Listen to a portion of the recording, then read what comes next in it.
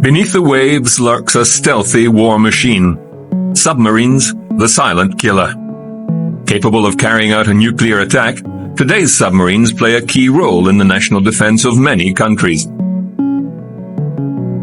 Rarely sighted, they patrol the world's oceans while their crews watch and wait, ready to take their enemy by surprise. Underwater craft have a long and colorful history. In 332 BC, Alexander the Great is said to have commissioned a very fine barrel made of white glass, so he could view the depths of the sea during the siege of Tyre. In 1620, Dutch scientist Cornelius Drebbel built an enclosed rowboat with waterproof leather oars. The craft travelled from Westminster to Greenwich along the River Thames. Its hydrodynamic form enabling it to travel underwater when it was propelled ahead by the oarsmen.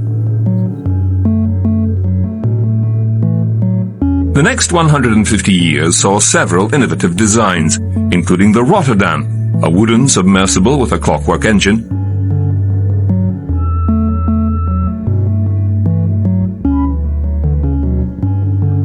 and Giovanni Borelli's diving bell, in which the passenger would inhale oxygen via a breathing tube.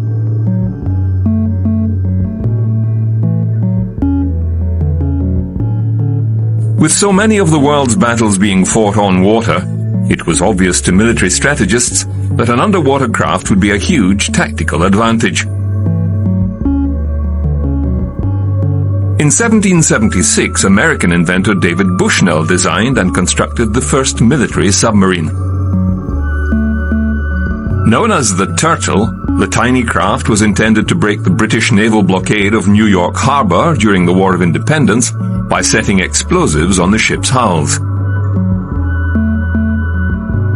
The plan failed, but the idea of using a submersible craft to carry weaponry gained momentum. In the 1790s, at the request of French Emperor Napoleon, American engineer Robert Fulton built the Nautilus, a metal submarine powered by a surface sail. When the craft was submerged, a leather snorkel tube delivered air to the occupants. Fulton also had success with carcasses, his term for floating explosives that could be towed by the submarine and used against ships. The American Civil War saw the first practical examples of submarine warfare. The American Navy commissioned the Alligator in 1861, with plans to use the iron submersible to destroy bridges and boats with limpet mines. But the craft sank in bad weather less than a year after its launch.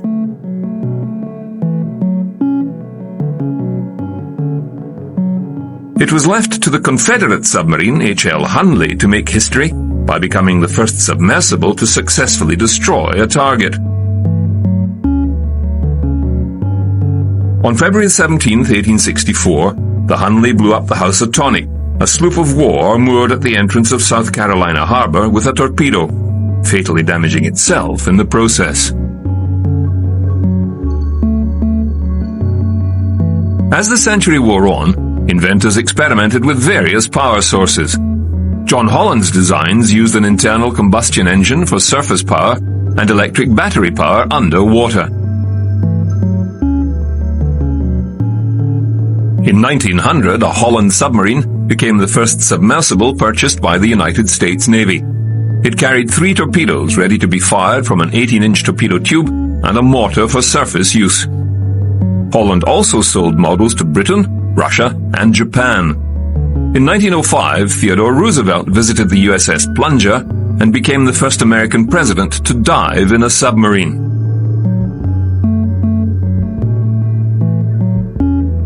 Roosevelt told a reporter, "I went down in it chiefly because I did not like to have the officers and enlisted men think I wanted them to try things I was reluctant to try myself." I believe a good deal can be done with these submarines, although there is always the danger of people getting carried away with the idea and thinking that they can be of more use than they possibly could be. The Plunger was a 107-ton Holland-type submarine that served on experimental torpedo duties at Rhode Island and as a training craft for sailors learning the new skill of submarine warfare.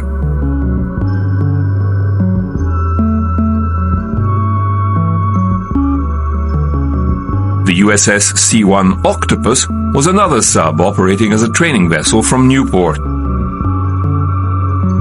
The Octopus later patrolled Atlantic waters during the First World War.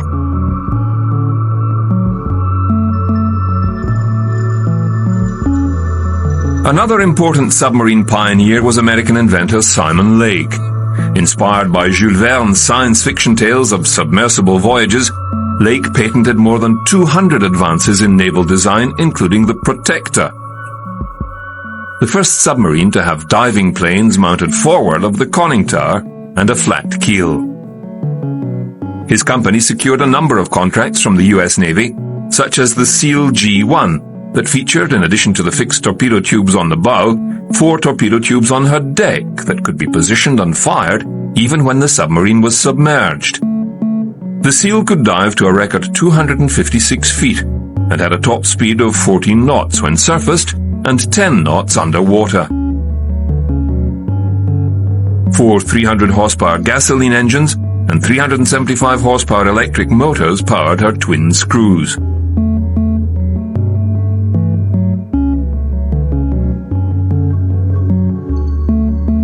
In Germany, the Friedrich Krupp Germania Werft shipbuilding company became a major manufacturer of submarines. The first Krupp submarines were based on French design. But in 1906, U-1, first submarine built for the German Imperial Navy, floated out of the shipyard.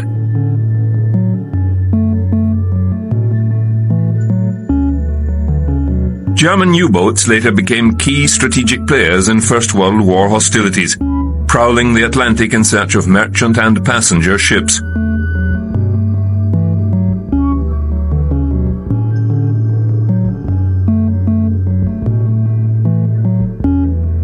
Their most notorious victim was the Lusitania, which was torpedoed by U-20 on the 7th of May, 1915. The luxury liner took just 18 minutes to sink under the Atlantic waves, taking more than 1,000 people with her.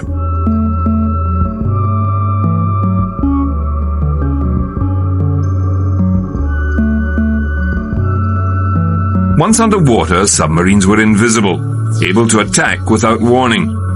U-boats were also used to lay mines and lure warships towards them. The German campaign successfully reduced the number of ships able to bring supplies from America, and Britain was forced to introduce rationing.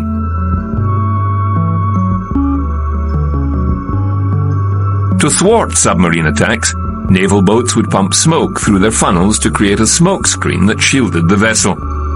Submarines themselves were vulnerable to attack from aeroplanes, so they sometimes hoisted sails to look like a sailing boat from the air.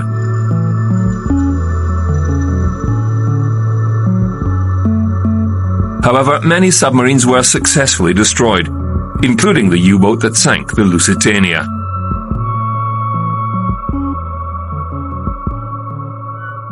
In 1917, HMS Prize, under the command of New Zealander William Saunders, successfully repelled an attack from German submarine U-93, which sank after being hit by a shell at close range.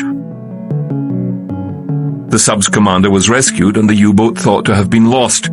However, the second-in-command was able to regain control over the stricken sub and bring it safely back to Germany.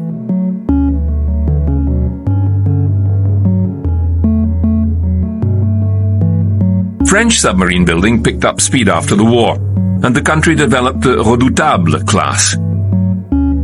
These vessels were designed for long patrols with a range of 14,000 nautical miles, traveling at 7 knots above water and 90 nautical miles submerged. Powered by 2 diesel 4,300 horsepower and 2 electric 1,200 horsepower engines, the subs could submerge to a depth of 80 meters and had a top speed of 17 knots.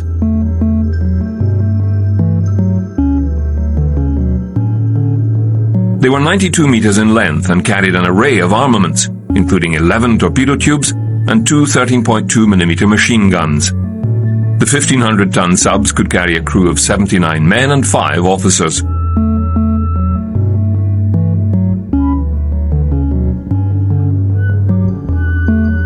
Submarines from this class included the Action, launched in 1929. This vessel was later pressed into service by the Vichy French administration and sunk by British destroyer HMS Westcott off the coast of Algeria during the Allied invasion of North Africa in 1942. There were no survivors. Type 1 of the Redoutable class were oceanic submarines, Type 2 were coastal, and Type 3 were mine layers. Many saw action in the Second World War, but only 4 survived the conflict. Further additions to the Redoutable class included twin subs Le Héros and Le Centaure, which were launched amid great fanfare in 1932.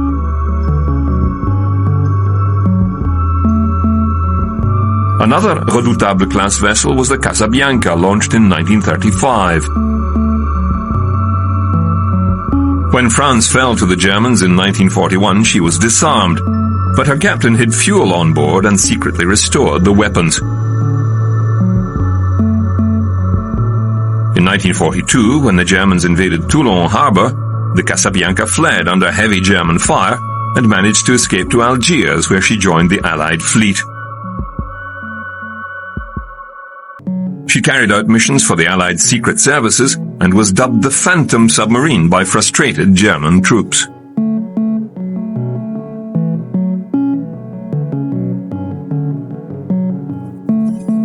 In 1933, Universal newsreel cameraman Mervyn Freeman risked his life to take footage of diving maneuvers. He was lashed to the periscope of Narwhal, the U.S. Navy's largest submarine, while the crew below maintained the vessel on an even keel. Named after a whale, the Narwhal was launched in 1929, with similar specifications to the Redoutable. She was the lead ship in her class and spent the first decade of her life in Pacific waters, patrolling from Seattle to Hawaii. In 1941, the USS Narwhal was caught in the attack on Pearl Harbor, where she destroyed 2 Japanese torpedo planes. The sub then carried out attacks on Japanese ships, damaging the Majumaru and sinking the Takimaru. After many successful wartime sorties, USS Narwhal was decommissioned in 1945. Even in peacetime, serving on a submarine was fraught with danger. In 1921, HMS K5 of the British Royal Navy was lost with all hands after a mock battle in the Bay of Biscay went wrong.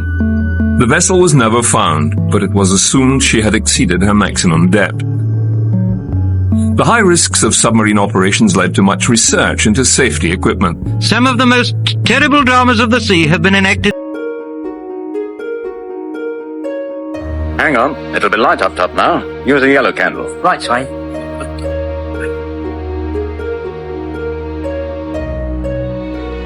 Candles marked the location of the distressed vessel.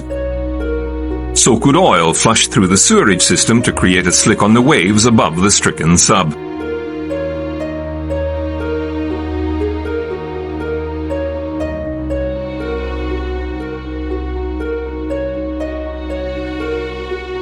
Spread out through the boat and get dressed in pairs. Help each other.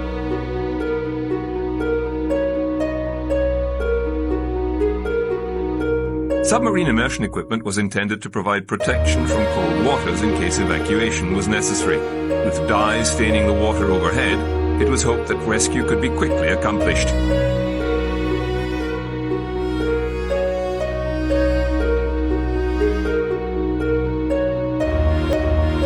By the time World War II broke out, the Germans were the undisputed masters of the U-boat. Despite being smaller than their British and American counterparts, German submarines had huge successes, with the Type 7 alone sinking more ships than all the Allied subs put together during its forays into the Atlantic. Nazi submarines, now berthed on the conquered coast, set out to starve the British people into submission. And why did they pick Norway? Its many steep inlets or fjords would make excellent U-boat bases, from which raiders could prey on British supply lines. The Type 11 prowled from Germany to the Far East, striking terror in the hearts of Allied seafarers. German submariners had a reputation for clean fighting and often went out of their way to rescue enemy combatants following a sinking. After the war, several U-boat commanders went on to have exemplary careers, serving in NATO as part of the West German Navy. This is a two-man submarine captured in the attack on the American fleet in Pearl Harbor. The concept of a mini-sub started with Italian development of a human torpedo in the 1930s, an explosive maneuvered by frogmen. Soon the British, the Germans and the Japanese developed their own miniature submarines, including the Kohyoteki, a single-hull electric-powered craft that could reach a top speed of 19 knots underwater. Equipped with two 17.7-inch torpedoes, 50 Kohyoteki were commissioned and took part in raids on Pearl Harbor, Australia and Madagascar, as well as seeing action in the Pacific. The Otsugata Type B followed, the first of its kind powered by a diesel engine. The Germans developed the Neger, a submersible built around a G7E torpedo, equipped with a plexiglass cockpit. But the mini-sub was a death trap for its operator. Of the 200 delivered to the Navy, 120 were lost at sea.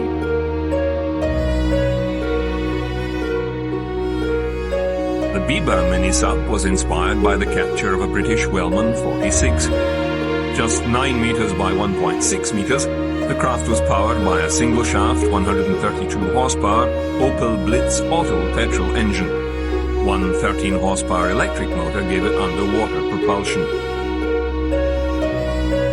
When the petrol engine was run for extended periods of time, it gave off carbon monoxide fumes, which had the potential to suffocate the operator if the upper hatch was closed. The sub could submerge to 100 feet, but was uncontrollable in a dive.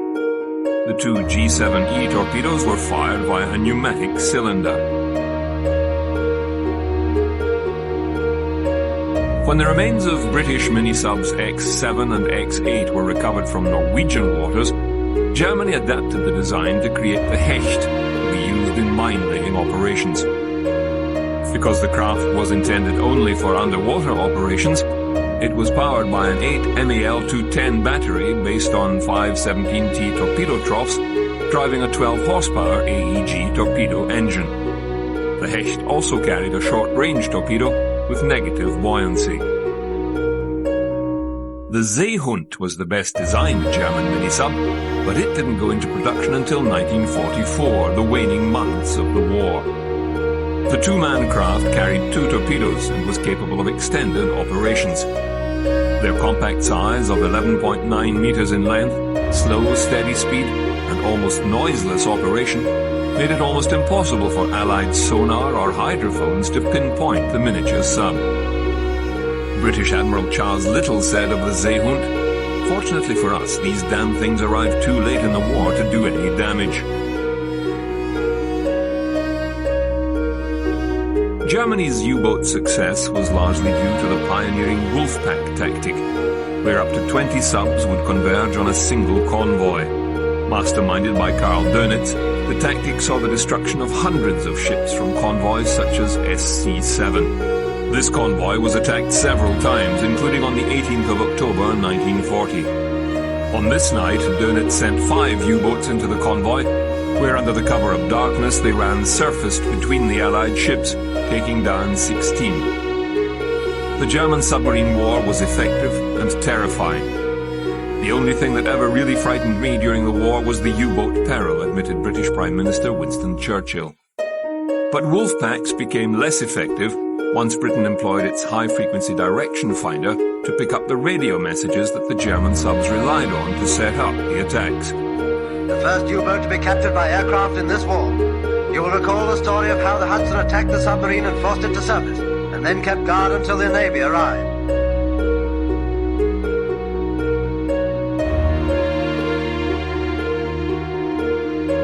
There seems to be a bit of an ancient Larimer yarn going on by one of the reception committee. Shut up. However, the United States adopted the tactic for its war in the Pacific and successfully decimated the Japanese fleet. More than 2,000 times during World War II, torpedoes found their targets in enemy vessels, as the submarine fleet of the United States Navy established a mark unequaled in the history of naval warfare.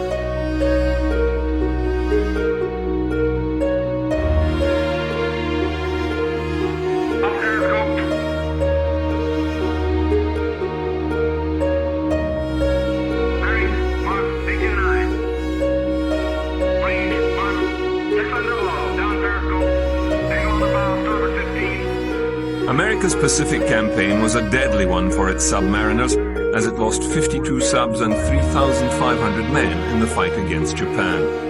In all, 785 subs were sunk during the Second World War, with 8 out of 10 submariners losing their lives. After the war, the US, Britain and the USSR all came into possession of experimental German U-boats with snorkels and advanced sonar.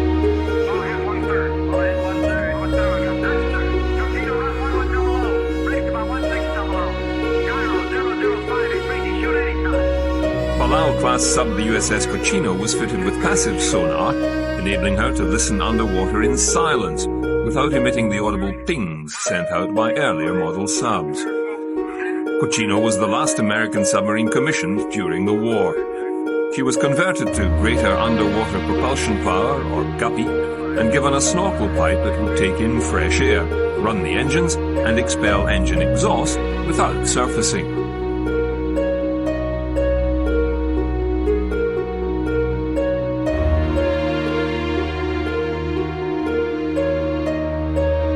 These modifications made her perfect for a secret Cold War assignment. In 1949, Cochino was sent to spy on the Soviet Northern Fleet inside the Arctic Circle near Murmansk. Holes were drilled in her pressure hull for cable to connect sensitive eavesdropping equipment. Ears were fitted beside the sub's sail, prepared to capture radio signals that indicated Soviet missile tests. But the voyage ended in disaster. No signals were confirmed, and the sub ran into bad weather off the coast of Norway, contributing to an electrical fire and battery explosion. The crew was forced to evacuate the sister sub, the USS Tusk, and the Cochino sank to the bottom of the sea. 7 people were drowned during the rescue. The post-war nuclear age transformed submarine technology. Not only were submarines designed to carry and fire nuclear weapons, nuclear power was used to propel them huge distances at high speed. The first nuclear-powered submarine was the USS Nautilus.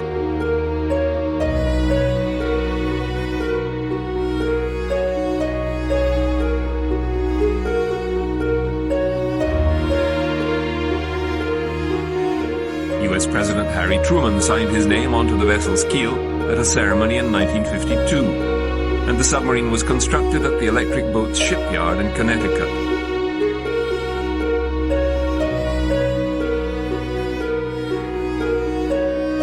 Much of the research for the craft's atomic power plant was carried out at the National Reactor Test Center in Idaho. A full-size duplicate of the Nautilus engine was constructed and tested. On the 30th of September 1954, First Lady Mamie Eisenhower christened the hull of the newly commissioned Nautilus.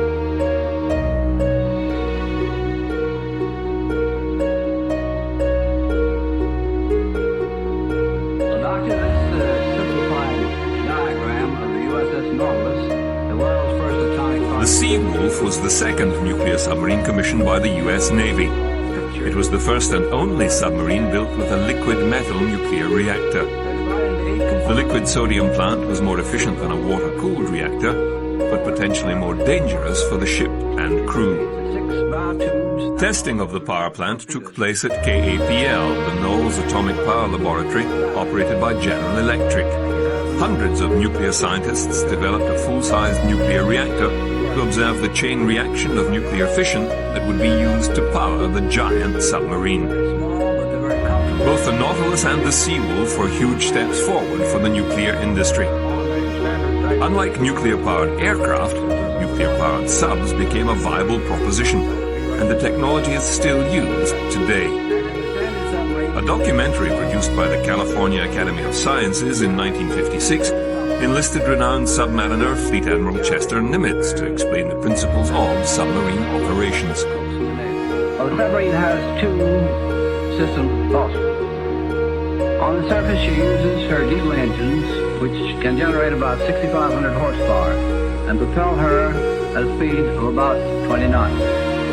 For surface submersion, surface propulsion, she has enormous storage batteries all along the keel here, which produce power for driving her submerged. Well, in other words, then, if you didn't have one of these snorkels and you wanted to go below the water, then you'd have to use the batteries for that sort of work. That's correct. The Admiral also demonstrated how periscopes operate. Right into the camera, you have a cutaway model there. Perhaps you could demonstrate how this periscope operates. Well, this cutaway model will show sufficiently well the principles of the periscope. In a submarine, the periscope is a 40-foot steel tube. The commanding officer looks into this prism here, and the line of sight goes up and strikes this prism here and so on out to the floor to the surface of the ocean. This prism may also be tilted so that you can search the sky for planes. Well, suppose we go now back to the training facility at Mare Island and see how the periscope would actually work. Here we see Lieutenant Commander E.T. Morris going through a periscope drill. The command, of course, is up periscope. The skipper's first duty, as soon as the periscope comes above water, is to make a full 360-degree sweep of the horizon, to scan the earth off of the surface of the sea in all directions. He then focuses on his target. The next command we'll hear is range mark, and following that, bearing mark. At these commands, the assistant approach officer, in this case Lieutenant Ware, takes note of the range to the target and her bearing on the azimuth circle. A good sonar operator can tell the difference between the propeller sounds of a carrier and those of a destroyer. Of course, we should mention that the sonar system also is able to send out supersonic waves, and those go out and hit an object and bounce back to the submarine. And by the interval of time elapsed, from the time they leave the ship until they come back, we can calculate the range. Just how far away that object might be. Well, suppose we listen to some of the things we might hear from a submarine if, for example, we were listening to a commercial ship such as a freighter, the sort of a beat that we would hear from the propellers.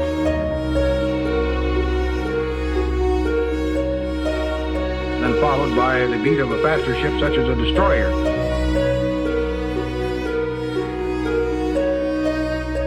In 1956, year of Cold War, America produces an answer for the future. The atom-powered submarine Nautilus passed all tests with flying colors, cruising submerged to distance equivalent to circling the globe. America's sea frontiers were pushed back in a mighty leap. With increased range, guided missiles were added to the underseas arsenal, and the submarine became a more formidable weapon of counterattack on enemy coasts. The year had indeed seen a revolutionary step forward in naval warfare and the nation's defense. White House ceremonies break the news to the world of the epic feat of the atomic submarine Nautilus. President Eisenhower personally awards the Legion of Merit to her commander, W.R. Anderson, who skippered the 1,830-mile voyage. In 1958, with great fanfare, the Nautilus completed a record-breaking voyage from Pearl Harbor under the Arctic Circle and through to the Atlantic. Operation Sunshine was the first crossing of the North Pole by a ship. 6,000-mile shortcut from the Pacific to Europe. With the mighty Nautilus submerged for the 96-hour cruise, the voyage was a quiet one for the 116 crewmen and scientific observers. No emergencies, no encounters with fanciful sea monsters a la Jules Verne. But always there was a sense of adventure, as the Nautilus logged a cruise that will rank with man's first strides into space in the annals of 20th century achievement.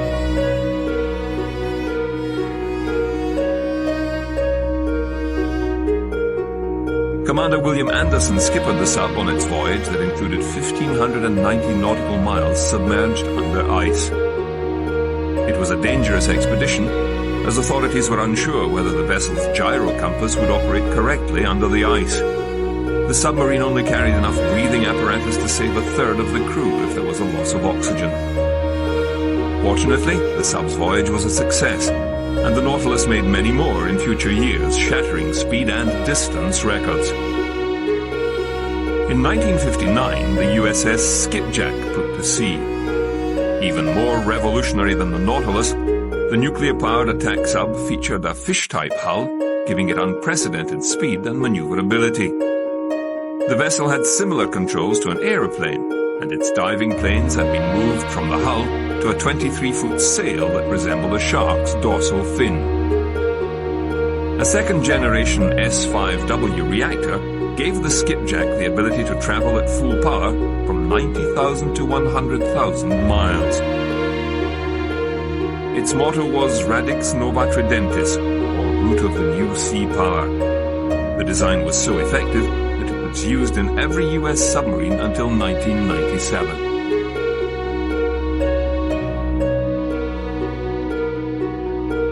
The first sea trials of the nuclear submarine Skipjack, an even more revolutionary craft than was the Nautilus, thanks to its fish-type hull, which gives the Skipjack sensational undersea speed and maneuverability, far greater than any U-boat before.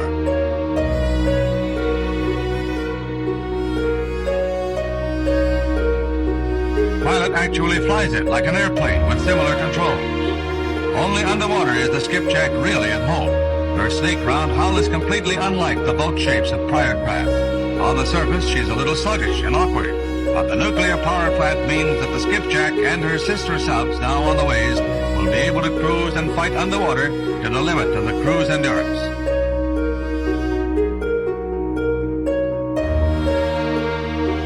Best Department films show the debut of the true submarine of the future. The following year, the world's largest nuclear sub, the Triton, circumnavigated the world underwater, following the route taken by 16th century explorer Ferdinand Magellan. Operation Sandblast was a top-secret voyage of 84 days that took the monster sub across the globe under the command of Captain Edward L. Beach. The only unauthorized person to see the Triton on its record-breaking voyage was a young Filipino fisherman, Rafino Bering. He later said he thought he'd seen a sea monster. I was very frightened. I tried to get away as fast as I could.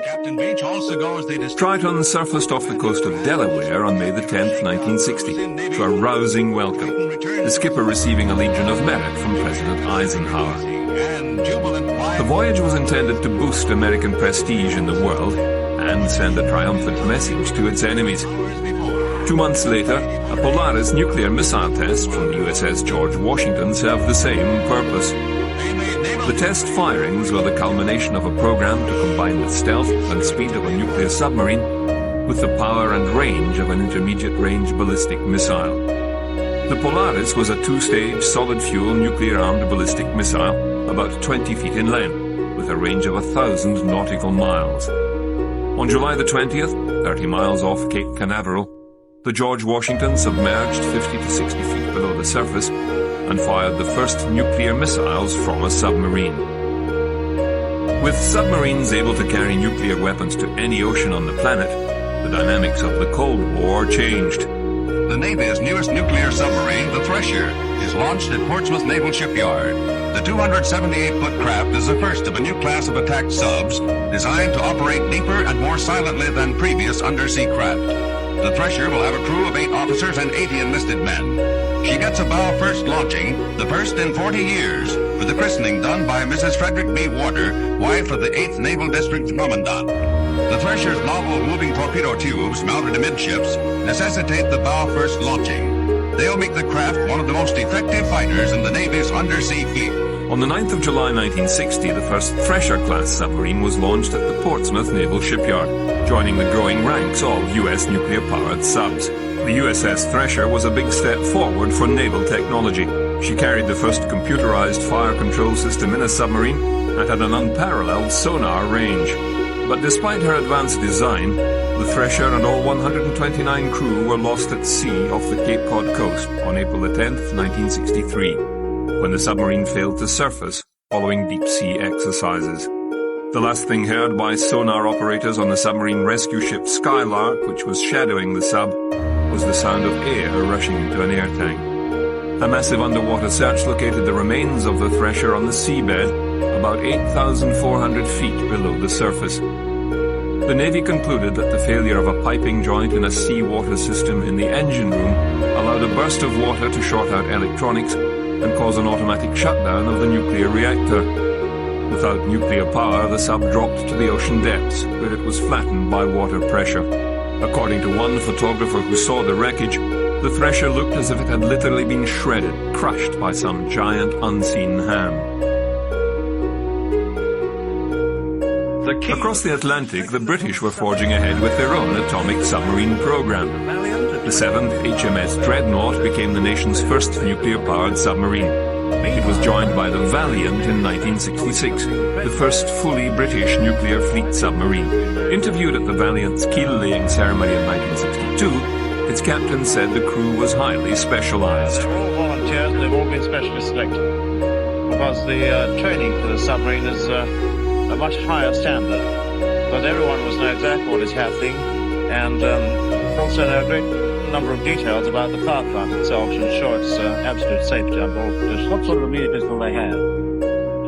Well, for instance, there are cinemas in each of the messes. We have to carry large stock tape recordings for relaying, say, BBC recorded programs, a large library, and we'll carry a number of games of various types that people can play in their messes.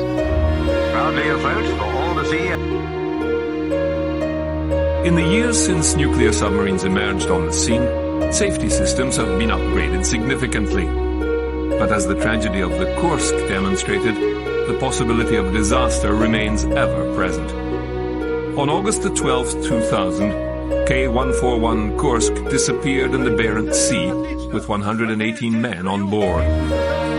Later investigations showed that a number of the men survived the initial explosion that sank the craft into the mud at the bottom of the sea, and later died of suffocation.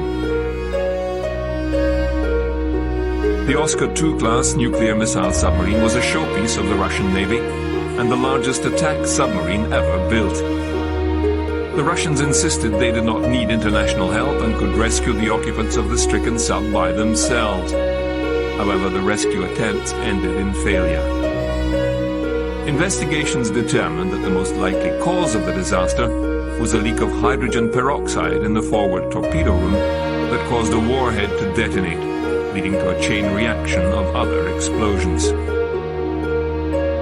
2 Dutch salvage companies were hired to retrieve the wreckage, a massive undertaking given that the submarine was resting 354 feet below the waves and weighed almost 24,000 tons underwater. The retrieval team used a giant cutting chain to sever the front section and lift the bow first. The rest of the submarine was retrieved later, using heavy-duty lifting cables, which were anchored into the sub through holes drilled by divers and securely plugged. The Kursk was hauled onto pontoons and transferred to dry dock for examination. Relatives of the dead sailors felt the situation was handled badly by a top brass reeling from the scale of the catastrophe. On the 5th anniversary of the disaster, several attended a somber ceremony at the Kursk Memorial in Moscow. A Naval Guard of Honor laid a wreath at the foot of the monument to remember those who lost their lives. Although there is now an official explanation for the explosion on board the Kursk, there is still speculation in Russian media and countless conspiracy theories. Navy top brass took 2 days to reveal a malfunction on board the Kursk, and then delivered a rash of contradictory statements. Officials alluded to a collision with a NATO vessel. They said the crew was tapping out SOS messages on the hull, then they announced that the crew had died minutes after the blasts, rendering the Navy's delayed, botched rescue effort pointless. Sofia Leonova, whose son Dmitry died on the Kursk, said she was still upset at the way officials informed her and other families of the accident. I think they did everything they could, but couldn't save the sailors. But they should have told us immediately and should not have prolonged the wait. The accident happened on August 12th, and only on August 24th were we told all of them had died. Then we wouldn't have had such a long period of tension and worry. The ceremony came just days after the dramatic rescue of 7 sailors from a Russian mini-submarine. Back then, in August 2000, it was clear that we did not have modern equipment. Since then, we have bought everything that we could have possibly bought, and I want to emphasize that. The equipment we have on our rescue ships today are called Venom. They have been procured from England, and their operators have been trained in England, and they are much better than the Scorpion.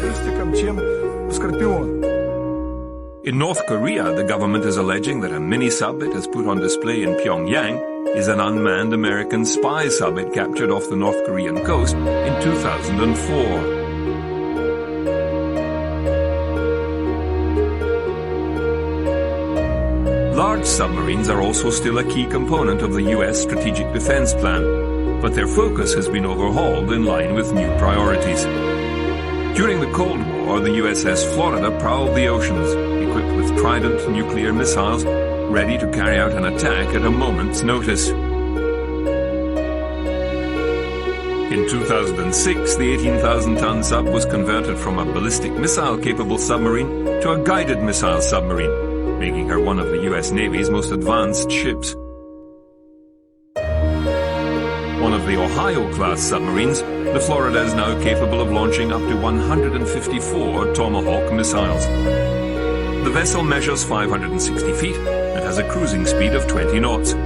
It's also equipped with 2 lockout chambers that can rapidly deploy a team of up to 66 sea, air, and land special forces. Navy SEALs can be secretly dispatched to volatile regions anywhere in the world. Inside, the submarine is a hub of activity, as its 135 crew go about their daily tasks. Despite the cramped conditions, everything runs smoothly. The submarine's captain, Bill Traub, has overall responsibility for the vessel.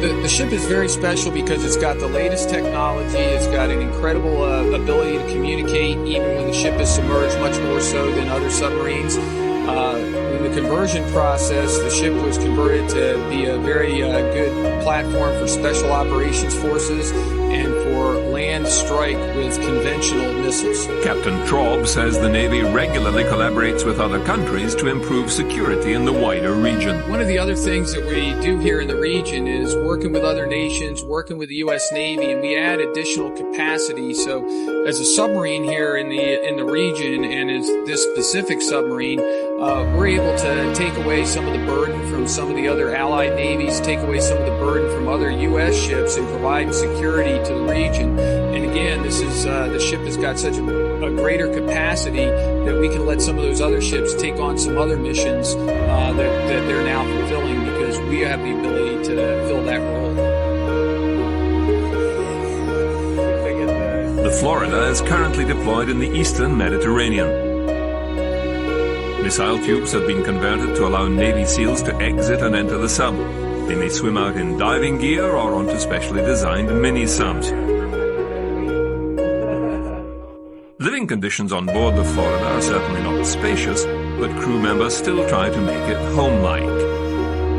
This is my 3 boys. This is my oldest Troy, and this is Trevor, and a little baby Trent, which I'm trying to stay in here, of course, with some help.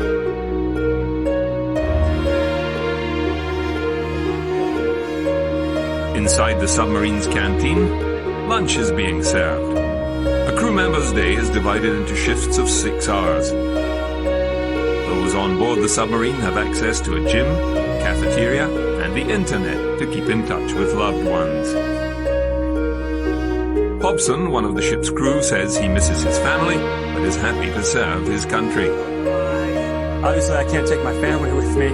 I'm married and I have 2 kids, so that is one of the things I do miss is just being with my family and having that time. But when I'm out to sea, I'm serving my country, and that's what I'm here to do. He adds that his rigorous training has prepared him to face most of the dangers he may encounter. There's lots of dangers to being on board a submarine, obviously, because we are under the water in an enclosed space.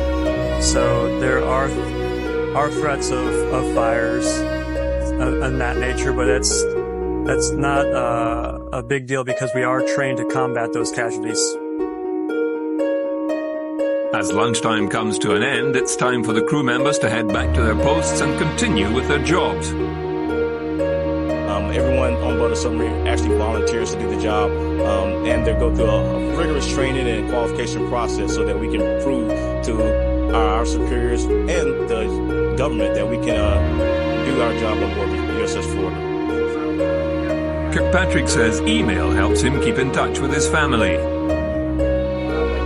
For us keeping in touch with the outside world here on USS Florida, we have a couple of different avenues that we can take. We have email, which is wonderful on board USS Florida. When I first joined the Navy, we didn't have email, so that's wonderful. Also, as far as getting news and sports, we get what's called messages on board.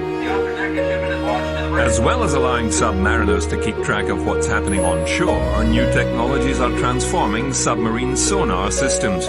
The Surveillance Towed Array Sensor System, SIRTAS, low-frequency active sonar, currently in use in the U.S. Navy, sends extremely intense bursts of sound between 150 and 180 decibels at low frequencies into the water via a cable attached to an underwater speaker. But some experts are concerned that LFA sonar could be harmful to underwater mammals such as whales, which rely on their hearing and vocalizations for breeding, migrating, and feeding. Introducing this intensity of sound into the ocean potentially affects not just marine mammals, but fish eggs, and the integrity of the oceans as a whole. It's a very, very complex ecosystem, and if you begin to interfere in a significant way with one or two or three levels of that chain of life, you can upset the entire balance.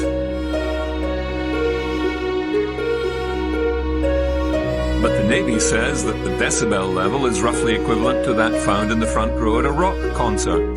You take the worst case as far as the energy right next to a transducer and you magnify that through the world and you put something else next to it. And yes, you can get a lot of deleterious effects. But if you look at how LFA really is going to be utilized and operated, and look at the effects of how sound travels through the ocean and what animals are doing, you take a big picture look at that scientifically, and it doesn't really look nearly as bad as some people make it out to be. The sound bursts are used to detect very quiet diesel, electric, and nuclear submarines, which the Navy says are difficult to find using conventional passive sonar. So there's 150 seismic survey vessels, primarily looking for oil or exclusively looking for oil, which are considerably higher, 10, 15 dP higher than SIRTAS LFA, and they're pinging all the time. As technology evolves, submarine developers continue to test and monitor new equipment to ensure it can safely share the seas with underwater creatures. Off Hawaii, the USS Pickerel, a guppy snorkel sub, prepares to test its power and toughness. It'll plunge down 150 feet to gain momentum for the greatest leap ever made by a sub.